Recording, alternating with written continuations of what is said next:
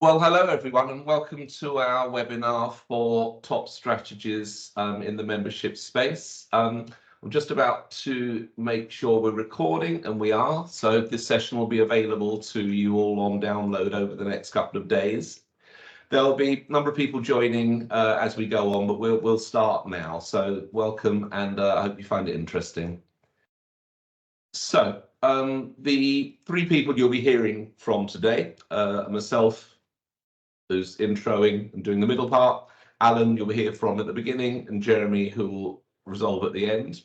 And what we'll be covering is a whole range of different agenda items, but while we're going through it, please, we've got attendees muted, but please use the chat box for any questions. And what we'll have at the end is a Q&A session where we'll cover some of those, plus any questions that have been sent to us previously by registrants.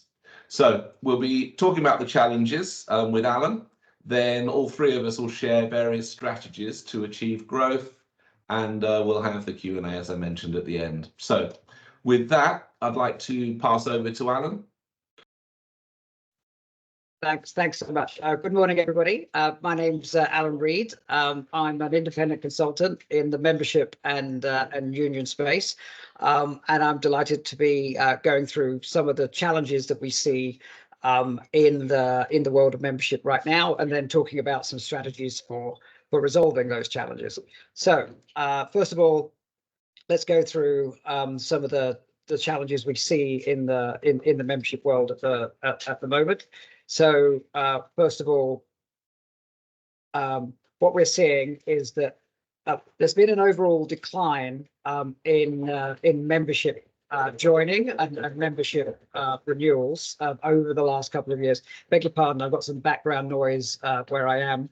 I'm actually outside the country, and there's quite a lot of background noise here. It's okay, Alan. We can't hear much, so don't worry about it. Very good. So essentially, recent research shows that around about half of associations are seeing a 9% or around their decline in members renewing, which of course year on year, that's really existential as a threat. That's really fundamental. We're also seeing that membership recruitment is the top challenge, with close to 60% of membership organizations.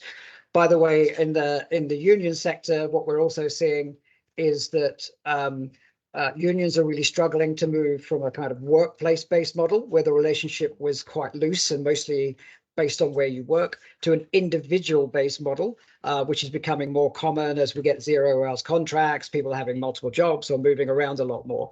So all of those things are adding up to quite a challenging environment in the membership space. And what we've seen as well is that essentially new member acquisition is on the decrease. This is partly, we think, from our experience of people are getting more sophisticated. They're getting more used to getting things for free. People are able to find community information, even courses and qualifications, without joining a membership body. So the problem then becomes, what do membership bodies do about that? So on the positive side, it isn't all doom and gloom. We're seeing that around about a quarter of associations are still seeing growth. One of the really interesting things from the survey is that there's a very strong correlation between organizations that feel like they are keeping a continuing focus on recruitment and those that are actually seeing success in recruitment. You might think that's kind of obvious, but actually a lot of organizations that we speak to have a fairly kind of laissez-faire, even complacent attitude towards recruitment and retention, and that really plays out when it comes to your numbers at the end of the year. So one of the key factors is actually having a strategy and executing a strategy pretty much on a permanent basis as you run your business. One of the things that we're going to talk about a lot in this webinar is about bringing young members into membership. And what we're seeing from the survey results is that actually, as well as the obvious benefit of a young person coming into membership being an extra member, the research shows that young members are the most likely to engage positively with your membership body, and with union membership, for instance. They're more active in their engagement with you, which is all sorts of positive in other ways for the association. Okay, so what we are seeing then is that there are significant challenges, but what can organizations do about this? So what we've got is a realization that there are a series of small steps you can take, a series of small strategies that you can put in place, and we'd like to go through those as a kind of set of areas for practical help. So without further ado, let's get into some practical steps that you can take that we found from the research and our own experience make the most difference to that challenge of retention and recruitment.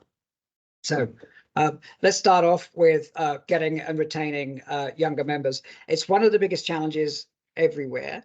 And as I say, part of it is a more generalized challenge that people are used to getting things for free. That applies double to young people. And of course, young people coming into their careers tend to have less money to spend overall, as well as being better at getting things without paying for it. So how do we establish the value of membership for that group? So first of all, a really interesting factoid from the survey, that essentially associations should focus on recruiting new members who are still in their early career, either they're young professionals or 5 years in work. Because what it turns out is that if you get them then, that's the best time to get them, because they're actually looking for how to get into their careers and how to establish themselves. But the crucial part that came out from the survey is if you miss people in that first 5 years of their career, they become really hard to recruit after that. People who are in after the first 5 years of their career, they're still relatively lower income than they will be a decade later, and they feel like they're more self-sufficient. They're very, very hard to recruit then. So that's double the reason for making every effort to focus on young people. Get them while they're hot, or else you're really going to miss them for the next kind of 15 or 20 years in their career. Okay, so let's start with understanding what younger members are really looking for and what they value when it comes to membership, whether it's an association, whether it's union membership. What they're really looking for, first of all, is a job and promotion. It's really the research shows that for young people in particular, membership is a very transactional thing. It's essentially, what is this going to do for me? It's not a small decision, as it might be when there's more money around. So what they're looking for primarily is, how is this going to help me in my profession? With union membership, it can be in terms of job security, in terms of advice and guidance. With association membership, professional body membership, it's all about skills. It's all about adding to your CV, and it's all about showing commitment to ongoing professional development. Another thing that comes out very clearly from the research is that young people want connections. They want to start developing a network. They want to start talking to people who are more mature in their careers than they are, and to learn from people who've been doing it a lot longer. And of course, they want to build up a network of the next person who might hire them into a job, or the next person who could give a good word for them when it comes to that appraisal or promotion. Getting qualified and showing it. A lot of associations, of course, offer courses, offer qualifications, but what we're seeing is that the pathway to those qualifications isn't obvious enough, isn't attractive enough, isn't affordable enough, and the material benefits that you get out of it in terms of a certificate, in terms of things that you can actually add to your CV, need to be made much clearer when it comes to painting the picture of your overall value as an organization. And then, unfortunately, we keep coming back to this, but it keeps coming out in the research.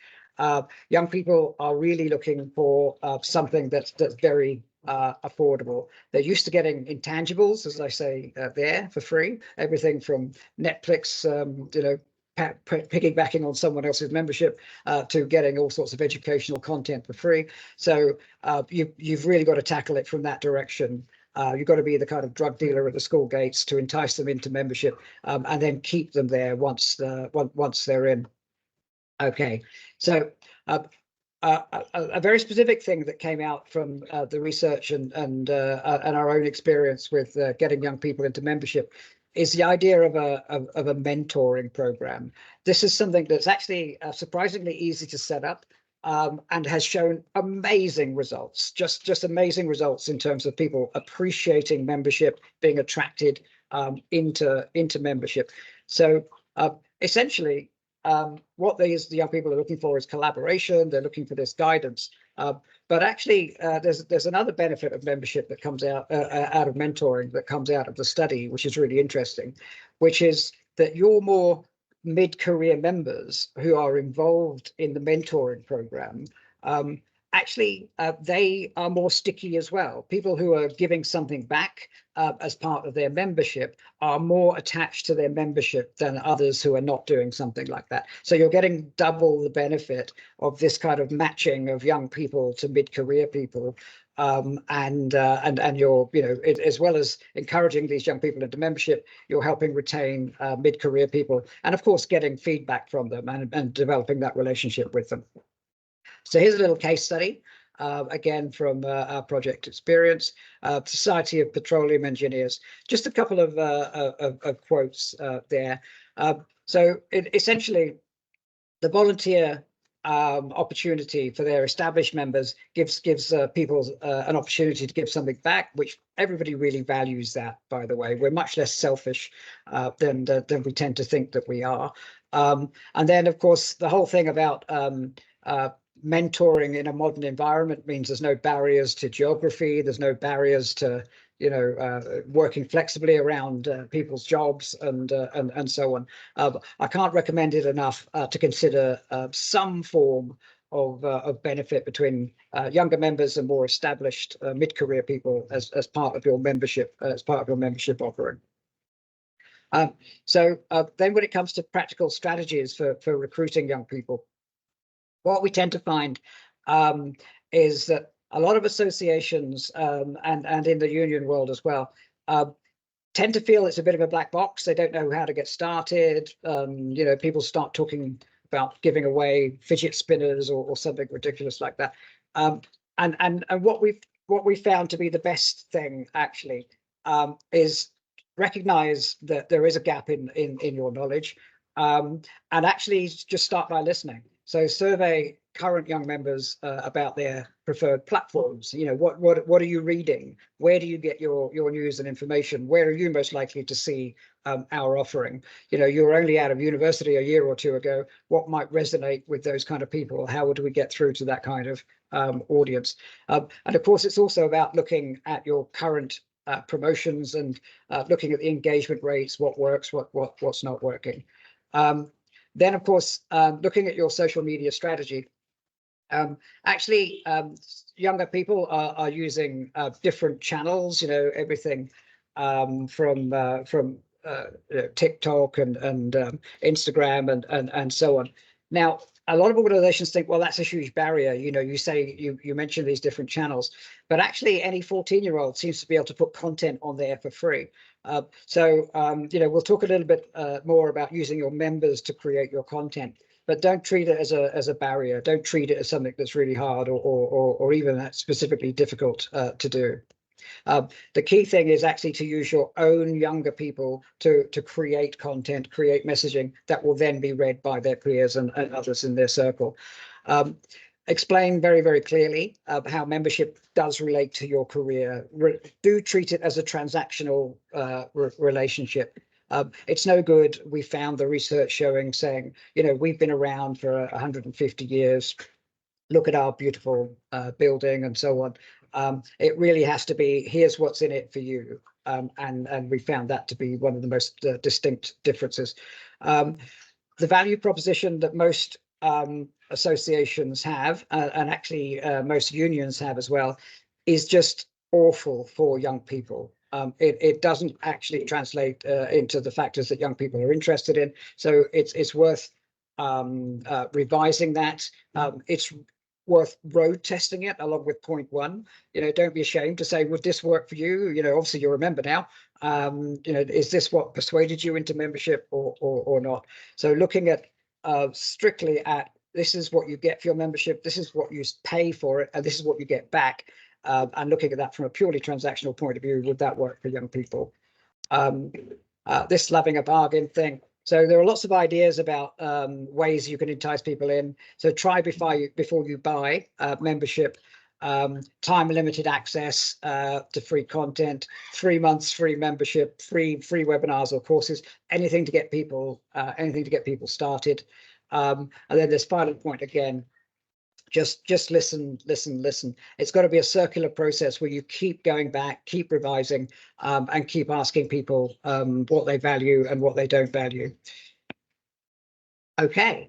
So the next point, I need to pick up the pace a little bit. One of the things that we found very clearly is a culture of innovation is one of the things that makes the most difference. So interesting factoid number 2, there's a really strong correlation between people who think of themselves as innovative or who have done something innovative in the last year, and people who have shown a strong growth in their recruitment and retention. In other words, if you're trying to keep it fresh, the results really pay off. Conversely, others in the survey, which was anonymous, said that they felt their organization was complacent. And there are some organizations where if you're not a member, you can't practice, you can't do business. They tend to be the complacent ones. And of course, they're the ones who show the least kind of innovation and therefore the least growth. Okay. So one of the major blockers to recruitment we found is analysis paralysis, or I just don't know how to get started. So a lot of organizations spend so much time thinking about it, agonizing about it, having lots of meetings across teams and so on, that they just get stuck.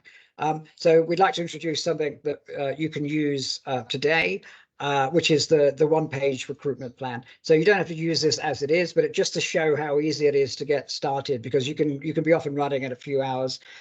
So essentially, this is a really simple example of how you might start to segment and target your members. So the part on the left is where you're listing each of your critical segments that you're trying to attract into membership or retain into membership. So for instance, at the very top, your segment that you're most likely to get back into membership or get into membership is your most recently non-renewing members, your most recent lapsed members. So they might be at the top as they're the sweet spot of most likely to come back into membership.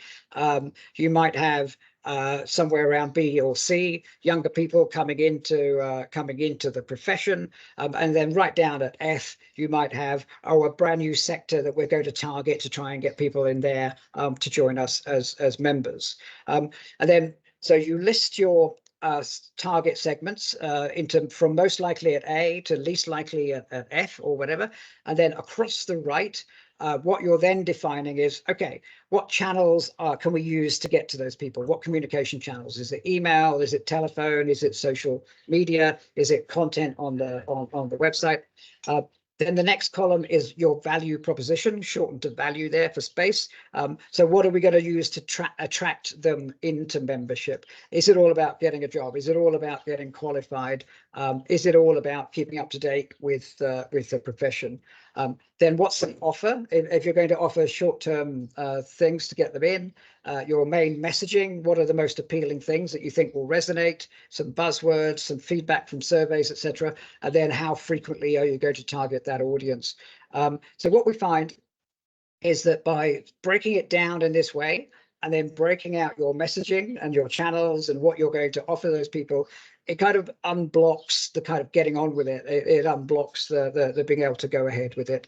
So we'll send you that as part of the follow-up. Okay, so let's use an example. Most associations find their very best potential for recruitment is actually recently lapsed members. So let's use an example for this, for the matrix. So essentially that would be recently lapsed members at the top, your marketing channel, recently lapsed members are your most responsive, according to the research across most associations. So all of your channels are available to them, including a channel I believe in the most, which is telemarketing, getting on the phone. So they're high value, so it's worth spending the resource and the money to do that. The value proposition is really about rejoining the community. Reminder of the benefits, offers like discounts or 3 months of membership. Give them a reason to act promptly. This is going to run out in 2 months, or this month, that kind of thing. So just about welcoming people back, and then the frequency should be, let's hit them hard in the first month after not renewing, and then target them after that.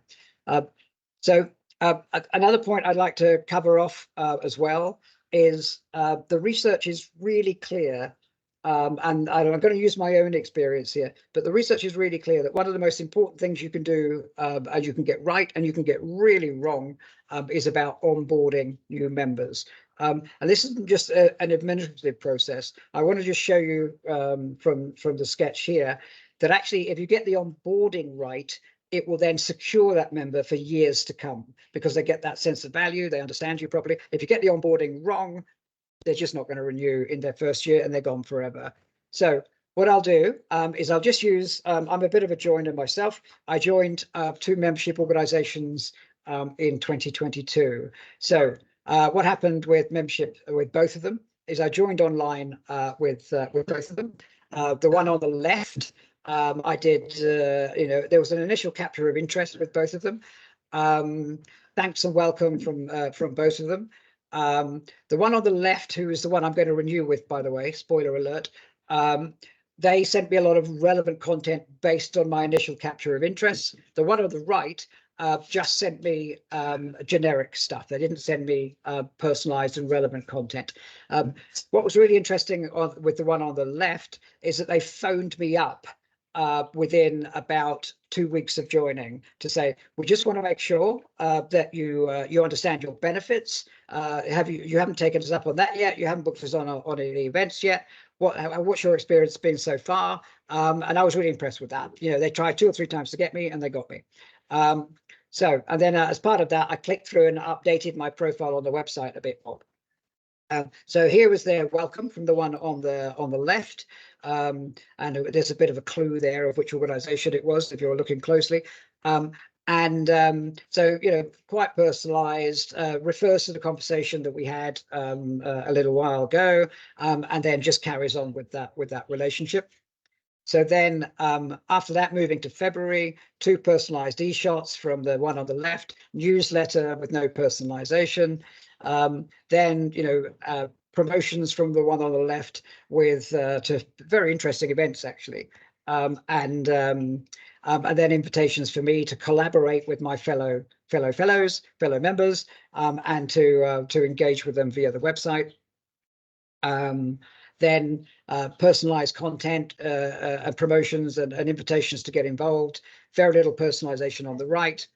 I booked and attended a good quality webinar with the one on the left, didn't attend anything on the right. And then the summary of all of that is that I actually renewed and have continued to renew with the one on the left, and I stopped with the one on the right. And one of the things that's really relevant here, I find, using myself as a subject, study subject, is that I actually consumed very little from the membership body.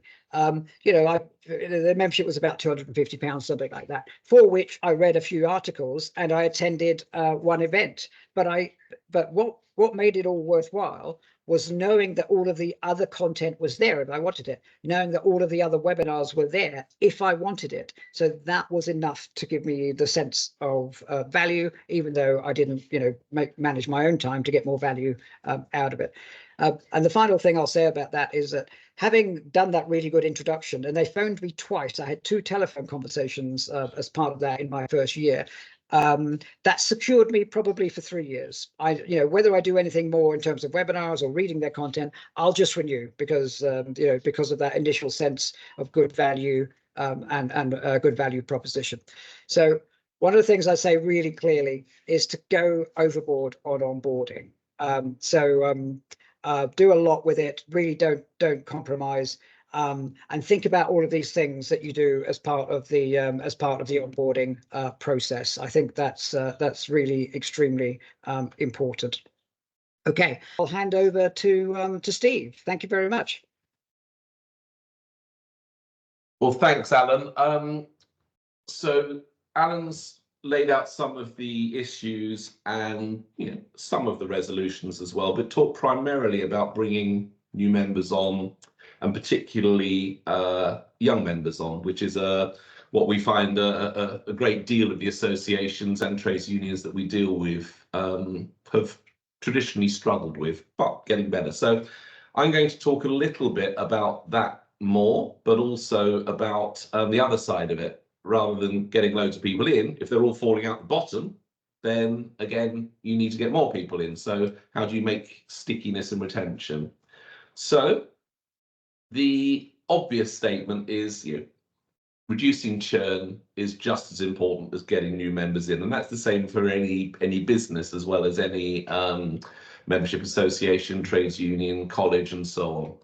So what can we do about this? Well, I think the first thing is don't assume that churn is a fact of life. The telecoms industry, the mobile phone industry does, but they've got a lot better over many years to try and stop that, because it obviously is just complete lost revenue. Once you've got the member on, you don't want to lose them. So what can you do about it? Well, understand why there is churn. Surveys help, but we've already done surveys. And one of the key things we find is, as Alan says, people aren't really feeling the needs. There's an example of the two associations showed one that didn't create a need, one that created value. But a number of members would renew, but they just don't get round to it. So they need a nudge. And an awful lot of associations we come across don't even nudge very well. So it's not getting the message across. So they lose revenue, lose membership. So churn isn't something that should just be accepted. I would think very, very hard about that. And I'm sure a lot of you do, but systems can help as well. So, a classic cycle, people becoming aware, recruitment, and then getting them through. But it's the renewals time where obviously the risk of lapsing is highest. But I would also say you should be doing a lot of stuff before then in the recruitment and definitely the engagement stages, so that you are making sure people understand what you're about, what they can do. That's when they're going to be keen. You've got to react to that same level of keenness and make sure that your member journeys really cement them and get them to start using your services, rather than just wondering about it when they come to renewal, because it's probably too late by then. So always evolve your value proposition internally, review it with your members, see what they're missing, see what you can add in, promote it and communicate it, and keep refining it. But we'll come on to what's relevant to what people in a moment.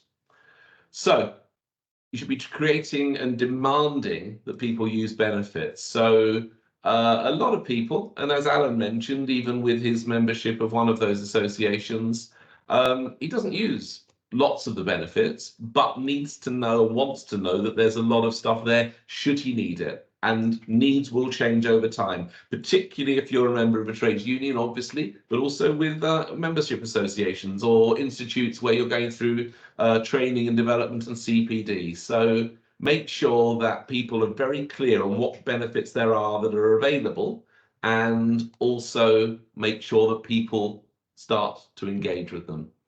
So next, make it as easy as possible to consume those. So do you have the ability to know which channels each of your different members prefer, or do you essentially do a one channel fits all or multiple channel fits all and put all of the same messages in every channel? Again, with our solutions, we enable you to put cross-channel membership on cross-channel content, but you're able to tailor it and put some only on particular channels so that it's consumed by different types of member.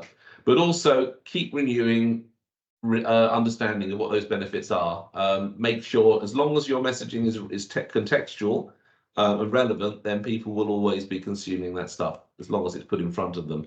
So what sort of benefits? You're probably doing quite a lot of this stuff, but there are things in there that are a lot we don't see a lot of associations doing. So networking is obviously key, but that's quite often just tied to events that you might run.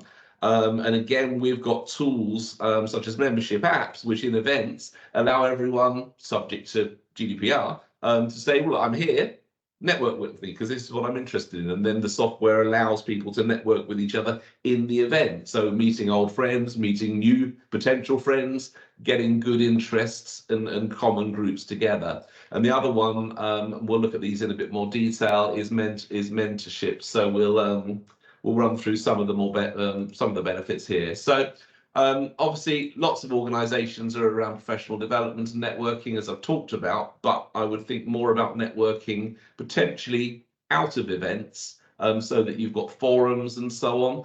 Takes a lot of effort, or it takes a very keen quorum of members to drive those forums, but they can be very, very effective. And there are some really good examples of where the content in those forums, particularly around medical usages and educational usages, can become chargeable assets. So forums create content, content can be sold. The selling of those creates more revenue, or it's a member benefit that you might give members for free but sell to other people. So it can be very, very useful. I won't go through each of these in turn, but one that is key, and Alan alluded to it, is mentorship. We're finding this is becoming more and more valuable to more and more associations. And there's a good feeling of well-being that experienced members are giving information back, so they want to do that. So, oh, sorry, there's some background noise I'm hearing, sorry. Okay, so mentorship is very important, and again, systems that can essentially say, I want to mentor in the following things, and people saying, I want mentoring in the following things, and they act like a bit of a dating agency and then create meetings like that, can be very, very effective. And job boards will come to an example as well, but also partnership programs. Think about which of your, if you do B2B as well as B2C, which of the membership organizations you've got, or which other external companies in your marketplace or could benefit your marketplace for things like travel or software. We've got customers or membership associations that only do travel or software benefits, but you could associate with those sort of organizations, and that could be a service that you offer to your members. So a couple of nice examples. This is the American Society for Administrative Professionals, which, as you can imagine, could be quite a dry area, but what they do is they have a regular member of the month, which they publish, but also they have a focused month where every week they're running through different of their members, highlighting what they've done that's exceptional and bringing them out. So it's a call out to specifically deserving members that are basically nominated by their peers. So that can be quite a good way of making lots of people feel special. And learning off each other and becoming mentors and so on. Another example is the Design Business Association. So in their membership area, one of the first things you see is they've got a jobs board. So again, their members can publish jobs. External organizations can publish jobs that are relevant to their members. Can be a very, very helpful thing. And quite often, LinkedIn is too generic. So make something focused for your markets. So the last section, trying to create the easiest way to consume. So what do members really value in their experience? It's being able to go to your website or your emails or your environment to find out what they want in an easy way. So they don't have to search around a lot of more generic places. It should all be brought together and made and packaged easily for them to consume in your deliverables, in your website, in your communications methods, and so on. And that's a massive value that you've got through collating that properly and procuring all that information. but also making sure that it's then sent in the right way. So it's not only about the content, it's about how you pass that across. So, how flexible is your system to be able to do that, as we've talked about before? Can you publish things through WhatsApp, for instance? Or is that relevant to what your base is interested in? So content, it's obvious what a lot of that is. We've covered some of that under the benefits as well. But a lot of it is, a lot of organizations are around events and courses. Not many do surveys or insights into their own market, and that's back on the back of research. So again, if that is something that could be added to your offering, it can be very, very useful. So content is king, but it doesn't have to be expensively procured. You've got members that are knowledgeable. Not all of them can write, but you might want to build up a portfolio of contributing members as well as your own staff.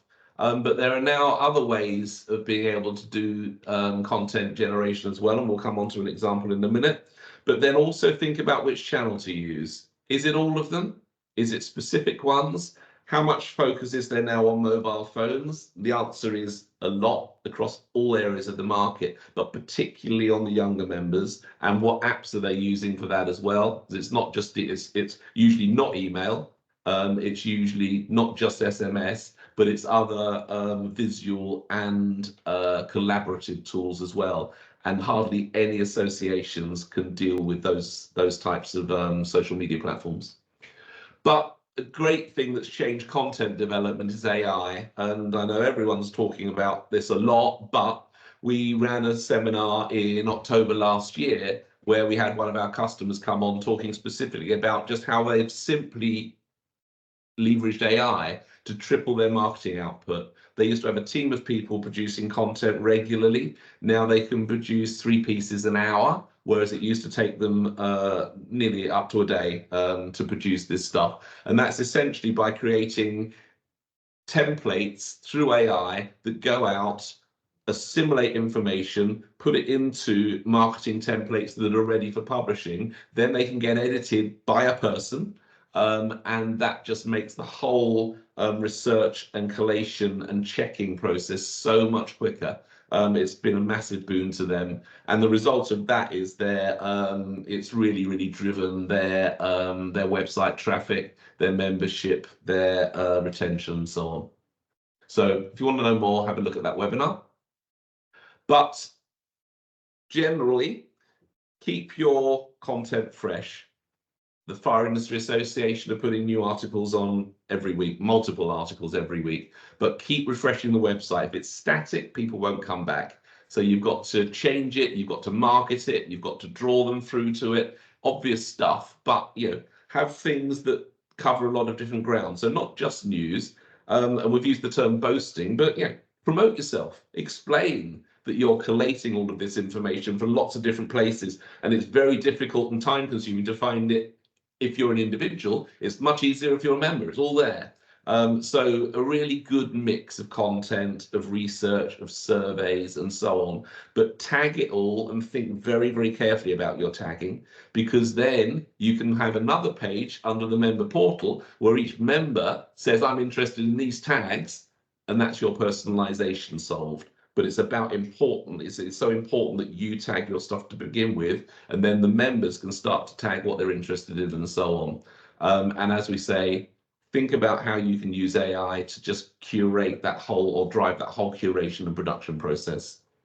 So very quickly, how you get contacting. For those members that like emails and SMS, fine, drive them through simple messages on mobiles. Even Gen Z and millennials may react to these things, but do think about other channels as well.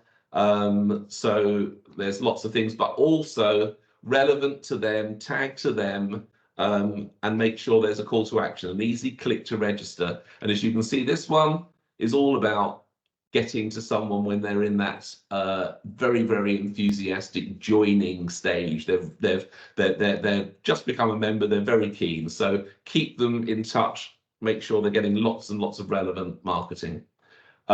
This is through a portal. So another of our customers. You can see here, this lady's logged into her portal. So the systems decided, or the journeys we've built have decided to drive specific messaging to her. So based on her data, she can get to a particular level of fellowship, of graduate status, and so on. So it's offering, again, here's the data, driving the message, and giving them the call to action so she can execute it very, very quickly.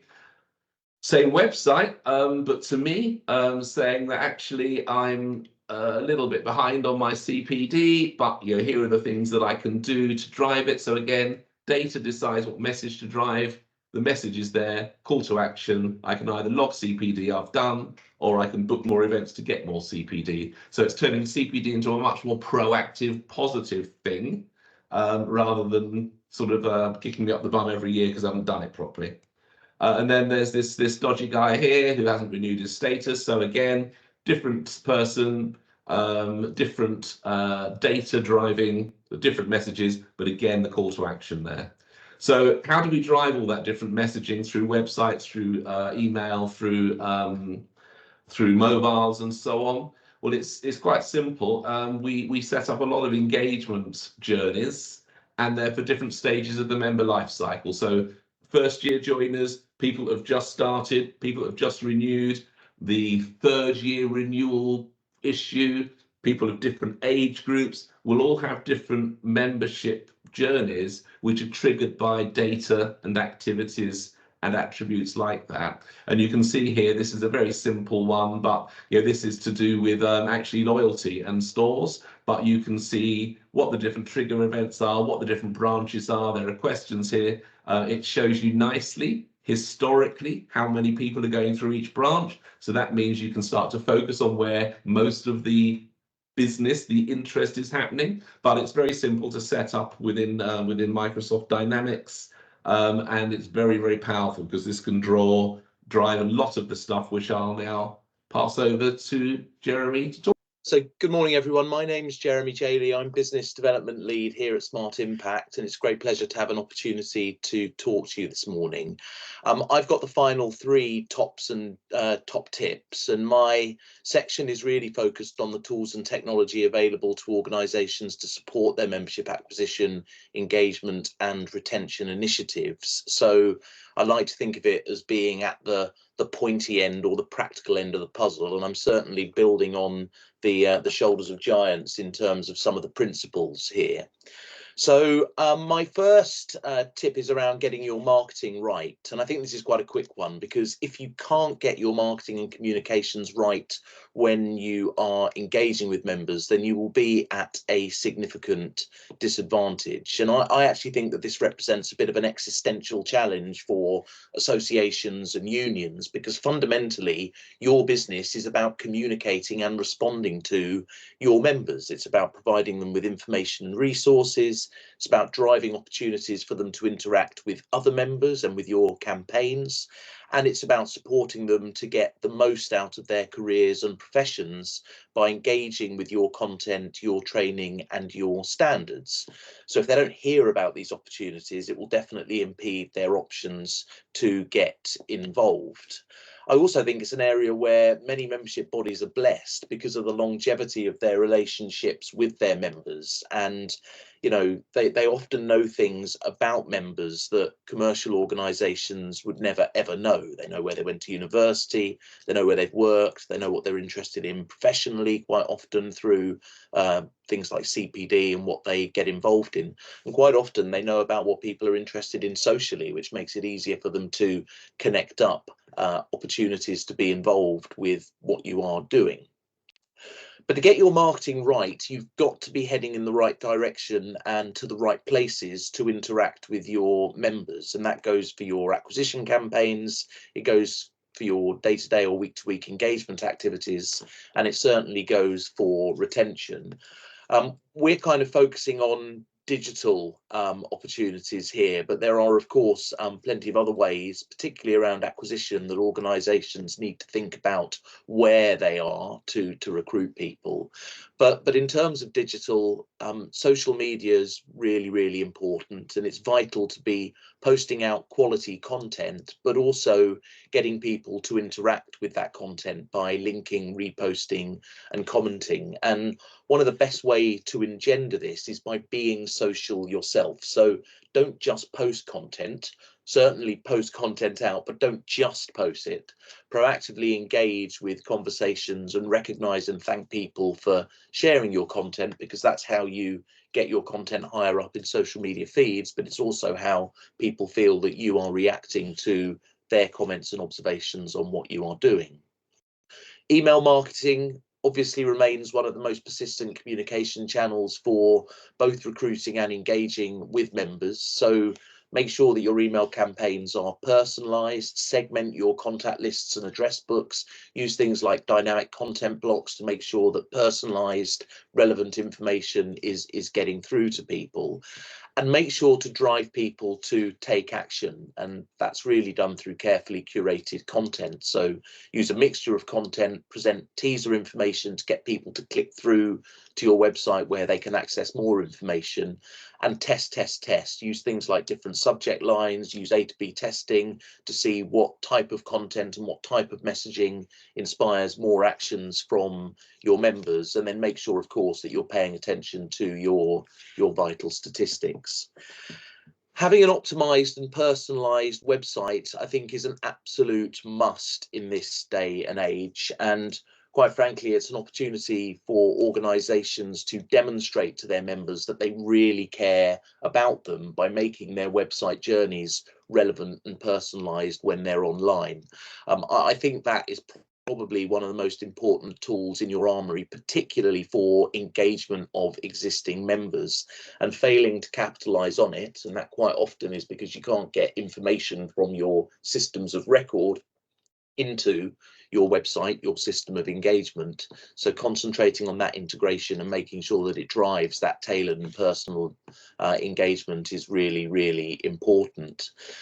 And then think about other opportunities, particularly around recruitment and acquisition. Digital advertising opportunities, for instance, give you lots and lots of opportunities to reach new people. Think about where you're doing that. You know, for professional bodies, that's thinking about whether you need to be advertising or campaigning on university websites or on intranets associated with particular faculties. For trade unions, it's about thinking about places of work. It's about thinking about where people are, so industry events, conferences and symposia. Maybe even thinking about, you know, heading towards people's places of business. And you could certainly consider things like paid for search, targeted campaigns, even using videos these days on media outlets like YouTube. A really good way of getting a very targeted message to people at the right time, i.e. when they are browsing or searching. I think, as Alan said, making sure that any content that you put out like that links back to what people get from being involved in your organization. So making it about case studies or stories about people using your services, obviously critical, because people are always thinking, what's in it for me? So tip number 2, or tip number 8 in total, is use your data to engage. And I think this is all about using the information that you hold about members to inform your membership activity, and making sure that you're setting yourself up for success by getting some of the basics of membership set up in the first place. I think slightly inevitably, I'm going to start with segmentation. Membership organisations are often already dealing with a pretty focused audience, so that might be a group of people in a particular profession or a particular industry. But even within that, you will have segments of people that are looking for specific and different things from your organisation. So you need to think about where people are in their careers, You need to think about where people are in terms of their level of activism with your organisation. Are they potential volunteers, potential future leaders?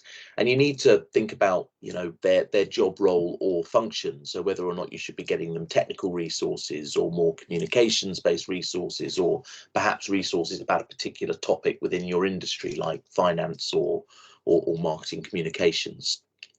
Identifying those segments so that you can start targeting specific content and campaigns to the right people is absolutely vital. And you really do need to have technology that is supporting that endeavor. A very powerful way to start this is by building personas. So personas are effectively creating a model example of the type of people that you are marketing to, and thinking about what motivates that individual and what it is they're looking for from your organization. We quite often see the most successful of these are organizations that really, you know, personalize this activity. They give their personas names, they sit down and they really think about what it is that people are looking for from your organization. I mean, I've seen some absolutely fantastic examples, both in the commercial space and in membership organizations like trade unions, of people really sitting down and trying to understand this. And it does give you a great advantage because it gives you a laser-like focus on what you are trying to put out there. And another great advantage of setting up that kind of persona or segmented database is that you can start building a stakeholder map that will enable you to think about what you need to measure to have successful membership engagement activity. So in this example, we've got people at different stages, or we've got different stages of a member's life cycle with an organization. And then we've got certain KPIs that we are measuring about how well we are doing in each of those stages. And that gives you the opportunity to identify where you are being particularly successful, or perhaps where you are not being particularly successful. Alan talked about onboarding earlier on, but I think quite often for organisations that have long life cycles with their members, it's not just about that initial onboarding stage, it's also about year 2 to 3, where people transition from being a new member to being more of a business as usual steady member. And that might be a fantastic opportunity for you to really try and up your levels of personalised engagement, to find out how they feel their membership is working, and perhaps to gather feedback on anything else that you can do differently. And that will not only give you new ideas and give you a bit of insight into the pulse of what people are thinking about out there in the industry or profession, but it'll also give you an opportunity to work out what you're not doing, or perhaps what you are already doing that members don't know about, and really trying to hone in on getting those opportunities in front of the right people. One of the ways in our tech stack we support this is through our Smart Engagement module, which effectively is an engagement scoring tool that uses data about all the interactions that you have with a member to identify how engaged that particular member is versus either the entirety of the rest of your membership, or perhaps a particular segment within that membership. And effectively what we're doing is using various bits of information you hold to give you a really nice insight, a nice graphical insight in most cases, to where members are up to. And that can really help you to start building out that balanced scorecard of KP activity that you need to try and drive more engagement from particular members. And of course, the more you can engage, the better your chances are of retaining members in the long run. So finally, I just want to talk about the vital role of technology, and I suspect that this is something that's very, very familiar to most people on this webinar, but generally membership organisations are using a variety of systems to manage their interactions with their members. So they've got systems of record like CRM, and then they've got systems of engagement like their website, their marketing automation platform, their LMS or learning platform, perhaps their CPD diary or their exams and qualifications programs. But one of the huge barriers to using those tools effectively is not having them integrated and not being able to get information out of them that either drives other functionality in other systems or enables you to get a good overview of where your members are in their relationship with you. Now, I don't think that it's necessarily right to say that you can do this in one system. I think, you know, what I've just described belies that you probably can't, but certainly trying to do this in one ecosystem is really, really important. And as I've alluded to already, that singular importance of your website as the place that people go to engage with you in 2024, and being able to use your data to personalize and tailor the experience that people have when they are visiting your website, is an absolute needs must, and something that organizations should fix if they're not happy that they're able to do that effectively. But it's not just your website. As I've described, it goes beyond to lots and lots of different tools that you are using. It's an example here on screen of some of those, and obviously having your data joined up in all of these different systems will make an enormous difference to how effective your communications and engagement activities are. So look, I hope that's been a helpful session, and I just want to finish up by summarising the key things that we've discussed today. I think our top strategies for driving membership growth really fall into three categories or pillars, which are represented by the 9 tips and tricks that Alan, Steve and I have highlighted. So the first pillar is defining your audience and shaping your strategies to develop and reach the right people. So it's about knowing who you're marketing to, understanding their motivations and why they're interested in your organisation, and shaping your communications activity to appeal and resonate to them so that they respond to your calls to action. Secondly, it's about delivering high quality benefits and services to members, a lot of the stuff that Steve described. Membership organisations exist to serve their members, and while members have different motivations for joining, and some organisations are more lucky than others in that they have captive audiences, ultimately your success will be determined by making sure that you have a reputation for excellence and quality, and by innovating to make sure that what you do remains relevant and drives new revenue opportunities when appropriate. And you'll never get better ideas for innovation than talking to your members, listening to your members and responding to their needs. And finally, smart modern organisations are using their technology and their data to support high quality membership engagement. And indeed, it's quite often organisations that don't have effective joined up integrated systems, or people that feel that is the case, that are failing to fully grasp the membership engagement opportunities that are available to them. Wow, we've sort of kept to time, Alan, but haven't given ourselves a lot of time for questions. I think I'll just ask one question, please, which seems quite a general one for a lot of people. For a lot of people, it feels like a bit of a black box. You know, they're struggling to see what to do, what's the most effective thing to do. So I've got a question. I'm going to pose this one to you, Steve, if you don't mind. Do you know of any examples of associations that have made a big difference to membership, and how did they go about it? If we could get your brief thoughts on that, please.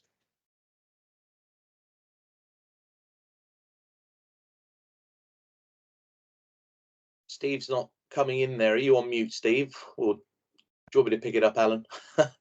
Yeah, if Steve's No, not I able was on to... mute. I'll now talk properly so everyone can hear me.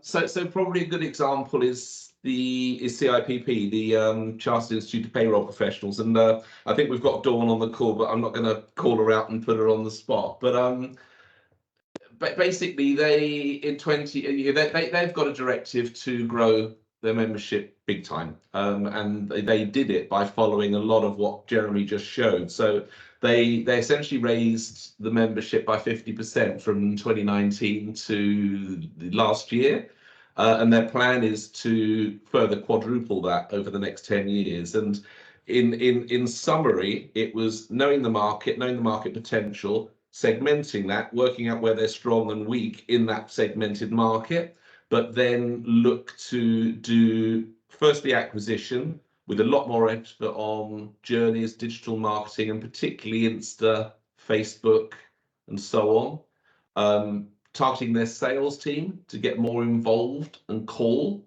and do a lot more generation of business and of retention and so on. And also through adopting a big PR and comms through a PR agency. So the key to that was a lot more automation and training of their own staff in their own systems, but directed to then enable them to do all of the things I've just mentioned at scale. And as I say, that's been a 50% growth in the last few years, and they want to quadruple that further. So maybe that's a good example.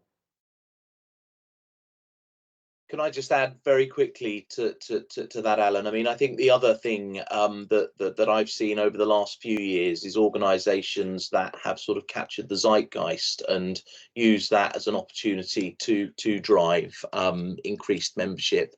A few examples that come to mind are the big heritage membership organisations like RHS, National Trust, who really drove membership around getting people outdoors during the pandemic. And whilst there was a natural audience for that recruitment, they needed to do a lot to really capitalize on it and make it as easy as possible for people to hear of opportunities and then to take advantage of memberships.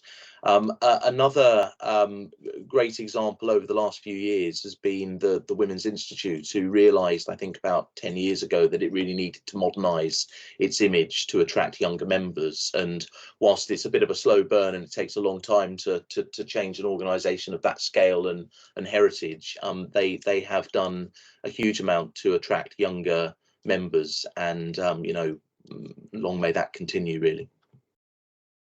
Great, thank you. So we're overrunning a little bit. So Steve, could I just hand it over to you to wrap? Who's got the slides? If they can move it on to the next one.